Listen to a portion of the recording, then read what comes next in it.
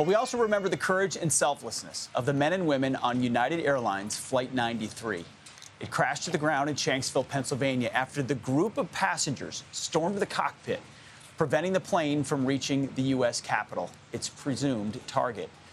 Richard Guadango was on that flight, returning home after celebrating his grandmother's 100th birthday party. He dedicated his life to protecting wildlife and the environment.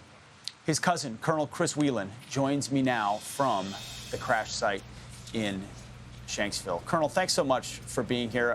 By the way, on that day, you were a company commander in the 101st Airborne, and you knew we were suddenly now on a war footing. But did you know how that the first opening salvo in that war, Flight 93, that your cousin was on it? And piece together for me, if you would, how you learned about the events of that day.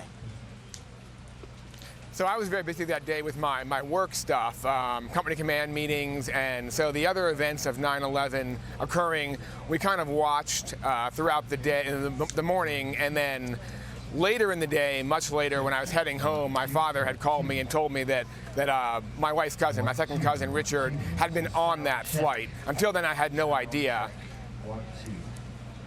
So you didn't know you had family on that flight, and then once you learned that, we've heard some stories about Flight 93, the story of Todd Beamer, Let's Roll. How do you piece together what happened on that plane that has, frankly, inspired so many over these years? So to me, I think, yeah, there were stories about some who made phone calls, and I don't think in the end those stories matter as much as the entire group, all 40, collectively made a decision. So we'll never really know exactly what happened on Flight 93. What we know is that 40 people stopped a terrible act from happening, and all of them collectively are heroes together. Absolutely. Tell me about your cousin, Richard, if you would. So Richard, I didn't know him really well because I was a bit younger than him, but from what I understand, a lover of the environment like myself, I love outdoor stuff, someone who gave his life or his career in wildlife with the government, as I've done with the military.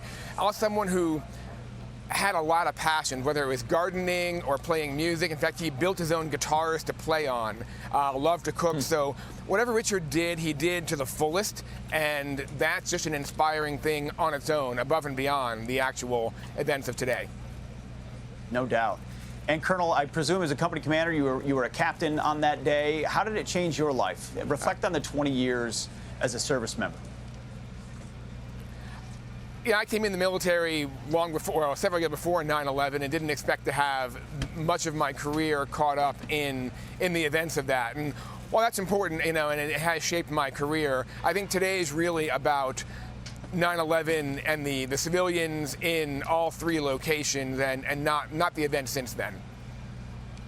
Absolutely. Well, you're in Shanksville, Pennsylvania, sir, a site that sometimes is overlooked. It shouldn't be, and hopefully this segment helps remind people of the heroism of Flight 93, all those amazing souls on board who collectively, as you said, made a decision to fight back and saved a lot of lives as a result. Colonel Chris Whalen, thank you so much for your service and for sharing that story this morning.